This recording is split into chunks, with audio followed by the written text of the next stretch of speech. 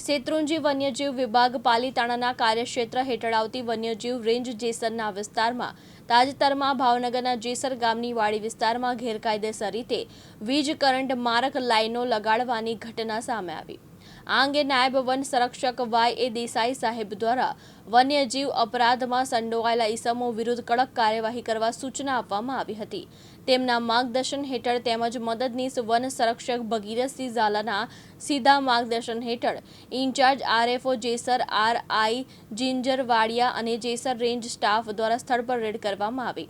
તપાસ દરમિયાન જેસર ગામના હિંમતભાઈ કરસનભાઈ કાછડિયાની વાડીમાં વીજ પ્રવાહ છોડીને વન્ય પ્રાણીઓના સંરક્ષણ અધિનિયમ 1972નું ઉલ્લંઘન કરાયું હોવાનું જાણવા મળ્યું। આ સંદર્ભે રેન્જ ગુનો દાખલ કરવામાં આવ્યો। બાદમાં ઈસમ દ્વારા ગુનો તાજોળ કરવા માટે ₹25,000 એડવાન્સ રિકવરી પેટે 19/10/2025ના રોજ ભરવામાં આવ્યા બાદ ગુનો તજોડ કરવામાં આવ્યો। સૈયદ એજાઝ, દિવ્યાંગ ન્યૂઝ, જેસર, ભાવનગર।